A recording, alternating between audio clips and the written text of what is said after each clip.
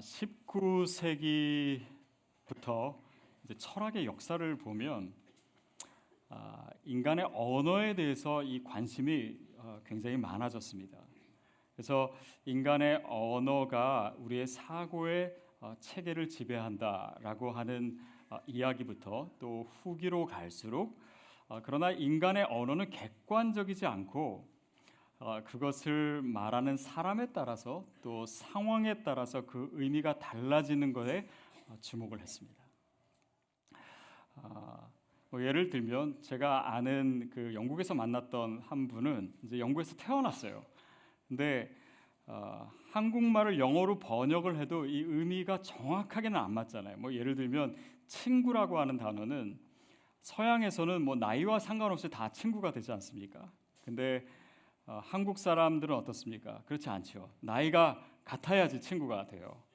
근데 이 형제님이 이제 한국에서 일을 할 기회가 있어가지고 이제 한국에 갔는데 자기보다 한 5살 정도 많은 그런 직장 동료와 굉장히 가깝게 됐대요. 그리고 이제 어느 정도 더 친해지니까 그 나이 많은 그 동료가 이제 이 형제님한테 이름을 부르면서 반말을 하더래요.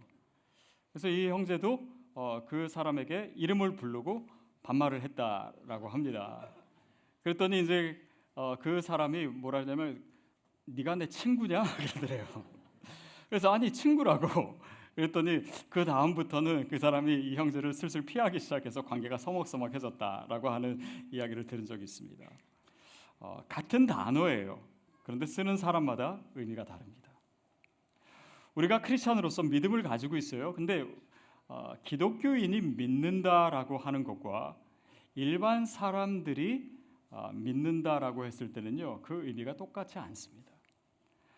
보통 일반적 의미에서 믿음이라고 하는 것은요, 보통 논리가 없거나 사실성이나 증거가 없을 때 이 믿음이라고 하는 단어를 써요.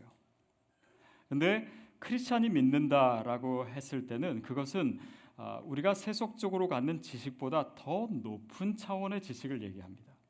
그리고 우리가 가진 모든 지식의 근간에 있는 아주 근본적인 지식을 얘기할 때도 믿음이라고 얘기해요. 그리고 믿음은 단지 이렇게 믿을 뿐 아니라 그것을 알고 관계를 맺고 체험하는 의미.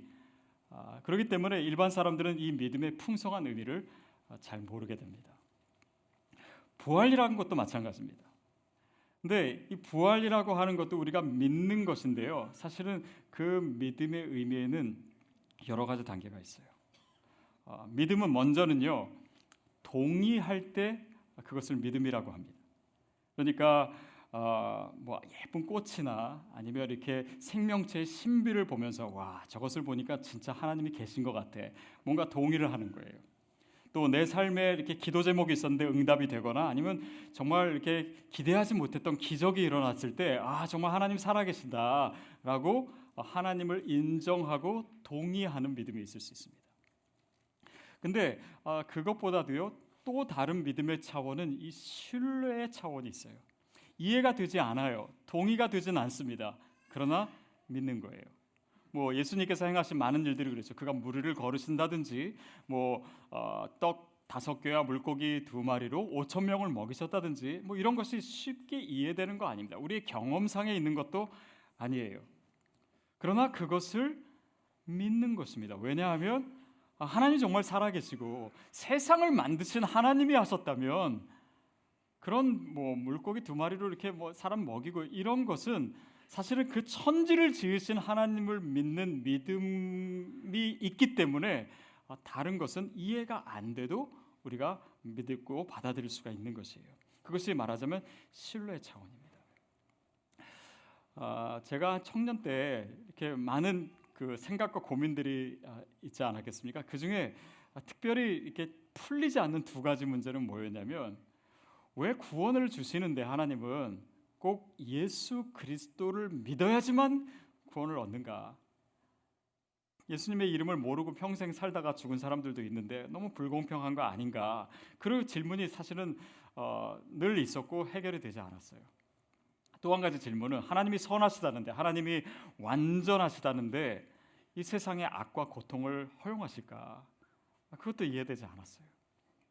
근데 계속해서 생각하면서 나의 생각과 나의 판단이 한계가 있고 정말 하나님이 전능하시고 신실하시고 하나님이 완전하신 분이라면 그분의 공의에 따라서 그분이 알아서 이 모든 문제를 하실 것이다 라고 하는 신뢰 가운데 그 문제를 받아들이게 되었습니다. 이해되지 않아요. 다 내가 느끼는 것이 아닙니다. 그러나 주님을 믿는 것이에요. 근데 또한 중요한 믿음의 차원은 뭐가 있냐면 우리가 체험하는 것입니다. 그 믿음의 내용을 단지 동의하고 단지 믿을 뿐 아니라 그것을 누리는 거예요. 예를 들면 아주 효과적인 신약이 발견이 됐어요. 그렇게 그걸 연구해 가지고 이제 내놨는데 사람들이 그걸 압니다. 저 약은 굉장히 좋은 약이야. 또 그걸 믿어요. 저 약을 먹으면 분명히 나을 수 있을 거야. 믿기도 해요. 근데 실제로 그 약을 복용하지 않으면 그 약의 효과를 우리가 누릴 수가 없어요. 믿음이라고 하는 것도 그렇습니다. 우리가 동의할 수 있어요. 그리고 마음으로 믿을 수 있습니다. 그러나 그것을 체험하지 않으면은 그것이 내 것이 안 되는 거예요. 그것이 체험이 없는 한 그 믿음의 내용을 우리가 다 누릴 수도 없는 것입니다. 사실은 부활이 바로 그런 것이에요. 우리가 예수님께서 부활하셨다라고 하는 것에 동의할 수 있습니다. 굉장히 합리적인 생각을 통해서 역사적인 고증을 통해서 뭔가 그런 접근을 통해서 부활이 있을 수 있다라고 인정하는 사람도 있어요. 그런데 사실은 부활은 그런 동의보다는 신뢰의 차원에 더 가깝습니다. 사실 이해되지 않는 거예요. 내가 경험한 것도 아닙니다. 그러나 그분이 하나님의 아들이시니까 하나님이 하셨다고 하니까 성경에 그것을 분명히 증거하고 있으니까 내가 그 하나님과 그 말씀을 신뢰해서 받아들이는 거예요. 그러나 부활은 그것이 끝이 아닙니다. 부활은 우리가 체험하는 것이에요. 그래서 오늘 본문을 통해서 부활을 체험하는 것이 무엇인가, 부활의 영성을 갖고 부활을 믿는다라고 하는 것이 진정 우리 크리스찬에게 어떤 의미인가를 우리가 생각해 보려고 합니다. 자, 먼저는요, 부활이라고 하는 것은요, 우리에게 새로운 이해의 패러다임을 줍니다. 그것은 뭐냐면 우리가 지난 고난주간을 보내고 예수 그리스도의 죽음을 묵상했습니다. 근데 그 죽음, 그 십자가를 우리가 가장 잘 이해할 수 있는 방법은요, 그 십자가 자체만을 보는 것이 아니라 부활의 관점에서 십자가를 봐야 돼요. 그렇다면 십자가는 단지 죽음이 아니고 단지 패배가 아니고 실패가 아니고 부활, 하나님의 승리와 하나님의 영광을 이루는 과정이 되는 것입니다. 그 도구가 되는 것이에요. 그래서 부활을 알아야지만 십자가를 이해할 수 있어요. 그래서 부활을 통해서 십자가에 대한 훨씬 더 긍정적인 의미와 해석을 우리가 가지게 되는 것이죠. 이것은 단지 우리가 갖는 그런 긍정적인 생각이 아닙니다. 어떤 집에 어떤 아이가 있는데 학교에서 성적을 받아왔어요. 근데 보니까 한 개만 빼고 다 F예요. 나머지 하나는 D를 받고. 그걸 보면서 이제 그 아버지가 뭐라고 했냐면, 얘야 너무 한 과목만 집중해서 공부하지 마라. 그랬대요. 굉장히 낙관적이죠, 긍정적이죠. 근데 크리스천의 믿음이라고 하는 것은 이런 현실을 왜곡한 억지 긍정이 아닙니다. 이것은 하나님께서 우리의 삶에 두신 이 십자가 뒤에 확실한 미래, 그 부활, 승리, 영광을 두셨기 때문에 그 관점에서 오늘을 보는 것이 크리스찬의 삶이고 그것이 부활의 영성이에요. 어둠이 짙습니다. 그러나 파수꾼은 새벽이 오리라는 것을 알고 있어요. 그렇기 때문에 이 어둠이 짙을수록 새벽에 가까웠구나, 그것을 인식할 수 있는 것이죠. 자, 오늘 본문에 보면 나사로라고 하는 사람이 죽었습니다. 죽은 지 며칠이 됐냐면 4일이 됐어요. 자, 이 나흘이라고 하는 의미는 절망을 더 확실하게 하는 의미일 수 있습니다.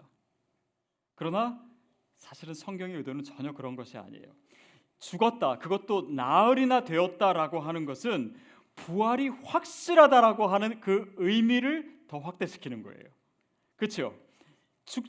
죽었는지 살았는지 잘 모르겠고 막 당장 죽었는데 살아났다 그러면 뭔가 거기에 가능성이 있을 거라고 생각해요. 그러나 죽은 지 나흘이 되었기 때문에 절망적인 상황이기 때문에 부활이라고 하는 것은 너무나 더욱더 확실한 것이다, 그것을 얘기하려고 하는 것입니다. 크리스찬의 영성, 부활의 영성이라고 하는 것은 바로 그것이에요. 여러분 삶에, 우리의 삶에 어쩌면 가능성이 없어 보이는, 절망적으로 보이는 그런 상황 가운데 있습니까? 그렇다면 이 부활의 영성을 가진 자는 이 상황을 어떻게 보냐면 이것은 하나님이 놀랍게 역사하실 통로다라고 인정하는 것이에요. 저와 여러분이 그 믿음 갖게 되기를 바랍니다. 그것이 부활에서 십자가를 보는 믿음이고 부활의 영성이에요. 또 한 가지, 이 부활이라고 하는 것은요, 예수님께서 먼저 부활하셨습니다. 그래서 부활하신 그 예수님을 가리켜서 사도 바울이 뭐라고 했냐면 잠자는 자들의 첫 열매가 되셨다라고 얘기해요. 다시 말하면 예수 그리스도께서 부활하심으로 그가 잠자는 자들의 첫 열매가 되심으로 오늘 그를 믿는 그와 연합된 저와 여러분도 부활할 것이다 라고 하는 약속이 예수 그리스도의 부활을 통해서 확증된 것입니다. 아멘. 그게 우리가 부활한다라고 하는 것이에요. 그래서 그것은 단지 그냥 막연한 기대가 아니라 하나님의 분명한 약속이에요. 그 약속을 오늘 우리가 부활절에 다시 한번 확인하는 것입니다. 민수기 말씀에 보면 이스라엘 백성이 이제 가나안 땅을 정탐하는데 정탐꾼들을 12명 보내지요. 근데 그 중에 여호수아와 갈렙만 그 땅을 우리가 차지할 수 있다라고 하고 나머지 10명은 굉장히 부정적으로 안악자손은 너무나 크고 그들에 비하면 우리는 메뚜기 같고 우리가 그 땅을 이길 수가 없습니다라고 하는 정탐 보고를 합니다. 여러분 여호수아와 갈렙이 현실 감각이 없어서 그들과 다른 것을 보았기 때문에 그렇게 얘기할 수 있는 것이 아니고 무엇 때문입니까? 하나님의 약속 때문에. 여러분 크리스찬이라고 하는 것은요 약속의 백성입니다. 우리가 말씀을 믿어요. 신약 구약입니다. 뉴 테스타먼트, 올 테스타먼트 무슨 뜻입니까? 다 약속이란 뜻이에요. 하나님이 우리에게 말씀하신 그것이 나에게 말씀하신 하나님의 약속이라고 하는 것을 믿기 때문에 이 성경을 우리가 믿기 때문에 오늘 우리의 십자가와 같은 삶 속에서도 부활의 약속을 저와 여러분이 믿고 있는 것입니다. 그래서 이 약속이에요. 다시 말하면 크리스찬은 오늘 내 삶에 어떤 일이 일어날까, 앞으로 어떤 일이 일어날까, 이 문제가 어떻게 해결될까 그것을 고민하는 자가 아니라 오늘 내가 하나님의 약속을 붙들고 있는가 그것을 중요시 여기고 그 질문을 하고 있는 스스로에게 하고 있는 자가 바로 크리스찬인 줄로 믿습니다. 부활의 약속이에요. 그 약속의 표징이 예수 그리스도를 통해서 나타난 것입니다. 근데 우리가 이 현실 속에서 이 부활의 의미를 가지고 또 부활의 영성으로 믿음의 생활을 한다라고 하는 것은 단지 여기에만 머무는 것이 아닙니다. 우리가 아까 신앙을 체험한다라고 했습니다. 이 부활도요 우리가 체험하는 것입니다. 근데 그 체험한다라고 하는 것이 무슨 의미입니까? 오늘 본문 말씀 25절, 26절을 우리 다시 한번 읽어보겠습니다. 25절, 26절입니다. 시작. 예수께서 이르시되 나는 부활이요 생명이니 나를 믿는 자는 죽어도 살겠고 무릇 살아서 나를 믿는 자는 영원히 죽지 아니하리니 이것을 내가 믿느냐. 예수님께서 이렇게 얘기하세요. 나는 부활이요 생명이다.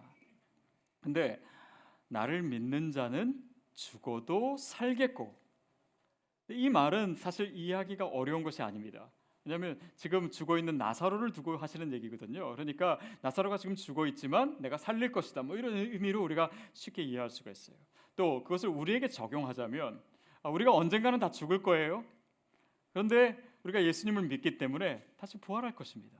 그래서 우리가 그 예수님의 말씀을 이해하는 것은 그렇게 어렵지가 않아요. 근데 문제는 그 뒤에 말씀입니다. 무릇 살아서 나를 믿는 자는 영원히 죽지 아니하리라 이렇게 말씀하셨어요. 아니 우리가 지금 다 살아 있습니다. 그래서 살아서 예수님을 믿는 자는 그럼 영원히 죽지 않습니까? 아니죠. 우리 다 죽게 되어 있어요. 그러니까 죽지 아니한다라고 하는 것은 우리의 육신적인 죽음을 얘기하는 것은 아닙니다.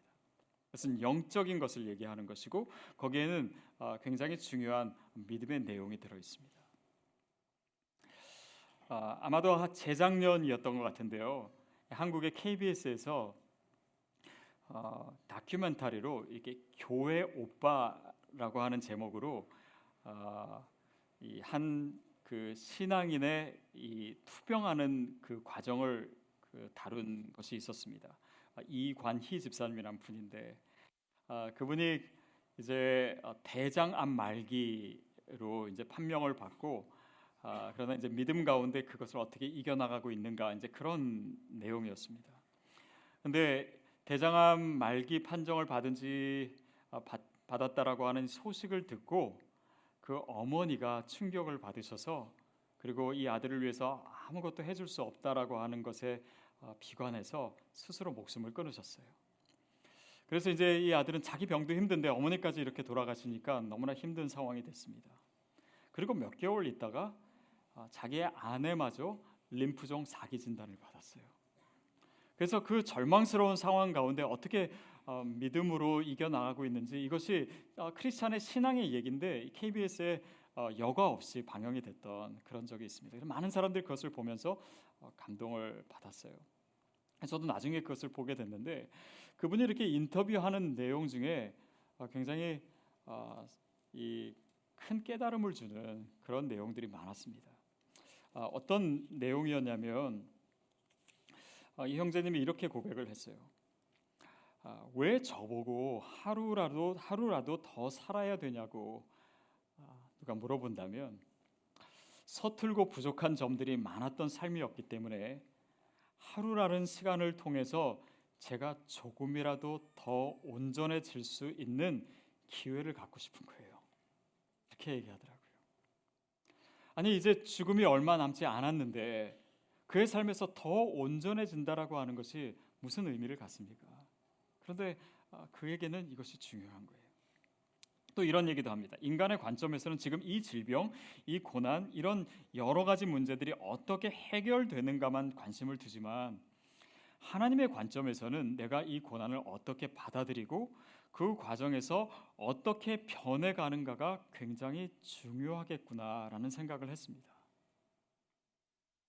그러니까 우리의 관점에서는 이 병이 어떻게 나을 것인가, 내가 살 것인가, 죽을 것인가, 언제 죽을 것인가 이런 것에만 우리가 관심을 기울이는데 하나님의 관점에서 보면 내가 이 과정을 통해서 어떻게 변할 것인가, 어떻게 더 온전해질 것인가 그것이 더 중요하지 않을까라고 하는 하나님 편에서의 생각을 했다라는 거예요. 그러면서 내가 건강할 때는 참 하나님 보시기에 부끄러운 삶을 살았었는데 몸이 아픈 지금에는 하나님 보시기에 가장 기뻐하는 삶을 살고 있더라고요. 이렇게 고백을 했습니다. 이것을 수많은 사람들이 봤어요. 믿는 사람도 보고 믿지 않는 사람도 봤습니다. 근데 제가 보기에는 믿지 않는 사람들은 그 말을 다 이해할 수 없지 않았을까 생각해요.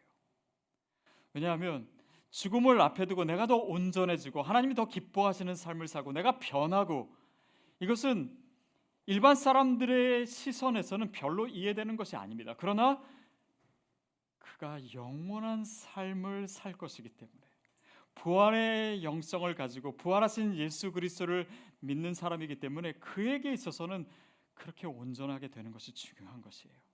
왜냐하면 이 삶을 마치고 우리가 하나님께로 갈 것이기 때문에 영원한 삶을 그와 함께 할 것이기 때문에 예수 그리스도의 신부가 되어서 영원한 나라에 참여할 것이기 때문에 우리가 이 시간 한 시간 하루를 통해서 더 온전해지는 것이 크리스찬인 우리에게는 중요한 것입니다. 그것이 부활의 관점이에요. 그것이 부활의 영성입니다. 그리고 그런 신앙의 고백을 하고 그는 40세의 나이로 작년 9월에 하나님의 부르심을 받았습니다. 죽었어요. 자, 그러나 우리가 이 믿음의 관점에서 이 부활의 영성의 관점에서 보면요, 그는 죽었지만 죽은 것이 아닙니다. 이것이 바로 예수님께서 우리에게 말씀하신 그 말씀의 의미가 아닌가 싶어요. 자, 우리 삶의 크리스찬의 삶에도 염려가 있고 두려움이 있고 절망스러운 상황이 있을 수 있습니다. 그러나 우리가 부활을 믿는다면, 우리가 영원한 생명을 가졌다면 우리는 그 상황을 통해서 더 온전해질 것입니다. 더 우리가 주님 안에서 믿음으로 서게 될 거예요. 더 아름다워질 거예요. 더 하나님이 기뻐하시는 인생을 살게 될 줄로 믿습니다. 그러니까 이 보는 관점이 다르고 그러기 때문에 우리에게 중요한 것이 무엇인지를 다시 생각해 보게 돼요. 셰익스피어의 햄릿에 굉장히 유명한 대사가 있죠. 사느냐 죽느냐 그것이 문제로다. 여러분, 그러나 크리스찬에게는요 사는가 죽는가의 문제가 아닙니다. 우리가 어차피 죽어요. 그리고 영원한 나라가 있습니다. 그렇다면 사는가 죽는가도 문제지만 그보다는 우리가 어떻게 살 것인가가 더 중요합니다. 어떻게 살다가 죽을 것인가가 중요해요. 가치가 다른 것입니다. 보는 관점이 달라요. 그러니까 오늘 내 삶에 어떤 일이 있던 간에 내가 그리스도를 닮아가고 내가 하나님 앞에서 더 아름답게 되는 것, 그것이 우리에게 더 중요한 것이에요. 이것은 사도 바울이 고백한 내용이기도 합니다. 우리 빌립보서 1장 20절 말씀 우리 같이 읽겠습니다. 빌립보서 1장 20절 시작. 기대와 소망을 따라 아무 일에든지 부끄러워 아니하고 지금도 전과 같이 온전히 담대하여 살든지 죽든지 내 몸에서 그리스도와 존귀하게 되려 하려 하나니 나의 간절한 기도와 소망을 따라 그가 가진 그 부활의 영성, 그 영원한 나라의 소망을 따라서 어떤 일에도 부끄러워하지 아니하고 살든지 죽든지 그것이 중요한 것이 아니라 내 몸에서 그리스도가 존귀케 되기를 원합니다. 이것이 바로 크리스찬이 갖는 영성입니다. 부활을 믿기에 영원한 그 생명을 우리가 소유했기 때문에 오늘 내 삶에서 어떠한 변화가 일어나는가, 내가 더 이 시간을 통해서 오늘 나에게 주어진 시간을 통해서 어떻게 더 온전해지는가, 얼마나 하나님이 기뻐하시는 삶을 사는가, 이것이 오늘 중요한 것입니다. 그러니까 이 부활의 영성은요, 죽은 다음의 문제만이 아닙니다. 그 영원한 나라가 있기 때문에, 부활의 소망이 있기 때문에 그 미래와 그 목적이 오늘 우리의 삶 가운데 침투하는 거예요. 그 미래가 오늘 나의 생각과 오늘 나의 해석과 오늘 나의 선택에 영향을 미치는 것입니다. 그러니까 오늘 내가 어떻게 살아갈지의 문제가 바로 또한 부활의 문제예요. 그렇지 않습니까? 그래서 크리스찬은 그냥 이 세상과 또 영원한 나라를 분리해서 사는 사람이 아니라 영혼의 관점에서 오늘을 사는 사람들이에요.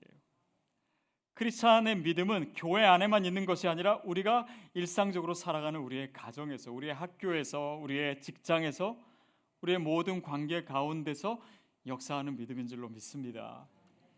그래서 이 부활의 영성이라고 하는 것이 그저 우리의 믿음 안에서만 있는 것이 아니라 날마다 우리가 누려야 되고 체험돼야 되는 것이에요. 오늘 27절 말씀 다시 한번 읽겠습니다. 27절입니다. 시작. 그려하이다 주는 그리스도시요 세상에 오시는 하나님의 아들이신 줄 내가 믿나이다. 예수님께서 마르다에게 내가 부활이요 생명이다라고 말씀하셨어요. 그리고 그에게 질문합니다. 이것을 내가 믿느냐? 마르다의 대답이 뭐였습니까? 그러하외다. 무슨 사극의 대사 같아요. 자, 근데 여러분, 이 마르다에게 하신 질문이 바로 예수님이 저와 여러분에게 하시는 질문입니다. 그분이 부활이세요. 그분이 생명이세요. 이것을 내가 믿느냐? 여러분의 대답은 무엇입니까? 그러하외다. 여러분, 근데 이 마르다의 대답에 굉장히 큰 의미가 있습니다. 그러하외다, yes라고 대답한 다음에 주는 그리스도시요 하나님이 보내신 세상에 오신 하나님의 아들이십니다. 즉 예수님이 누구신가가 오빠의 죽음 앞에 있는 이 현실 속에서 그 모든 문제의 해답이었어요. 예수님이 부활이요 생명입니다. 오늘 우리 삶에 있는 현실의 문제는 무엇입니까? 우리를 절망하게 하는 것은 무엇입니까? 우리를 억누리고 우리를 죽음의 문화 가운데 두게 하는 것이 무엇입니까? 그런데 그 문제에 대한 해답은 예수 그리스도가 부활이요 생명이라고 하는 사실이에요. 그가 부활이라면, 내가 그 부활을 믿는다면 오늘 내 삶을, 내 십자가를 부활의 관점에서 볼 수 있다고 믿습니다. 그것이 우리의 부활의 영성이에요. 오늘을 살아가는 것이에요. 내 삶에 여전히 문제가 있어요. 그러나 우리에게는 부활이라고 하는 하나님의 약속이 있습니다. 그분의 승리와 그분의 영광이 이 십자가를 이기고 나에게 분명히 주어질 것이다. 그 부활은 내가 눈으로 보는 현실보다도 더 분명한 하나님의 약속이다. 이것이 저와 여러분의 믿음인 줄 믿습니다. 그리고 그 부활이요 생명이신 예수 그리스도를 믿기 때문에 오늘 우리에게 주어진 이 시간을 통해서 내가 어떻게 하면 더 온전해질 수 있는가? 내가 어떻게 하면 더 변화될 수 있는가? 어떻게 하면 이 믿음 안에서 더 진보할 수 있는가? 어떻게 하면은 그리스도의 아름다운 신부가 될 수 있고 어떻게 하면 하나님이 기뻐하시는 삶을 살 수 있는가? 그 생각은 부활의 영성을 가진 부활을 믿는 저와 여러분이 할 수 있는 질문이요 또한 답변인 줄로 믿습니다. 그럴 때 우리가 친정 오늘 부활절을 기쁨 가운데 맞이할 수 있어요. 그래서 정말 우리 삶의 이 모든 어렵고 절망적이고 어두운 상황 가운데 부활을 믿는다는 것이 단지 내 머릿속으로 아니면 그냥 공허하게 믿는 믿음이 아니라 내 삶에서 날마다 느껴지고 체험되기를 바랍니다. 그리고 날마다 주님 앞에서 더 온전해져가는 그런 부활의 영성을 살아내는 우리 모두가 되기를 축복합니다.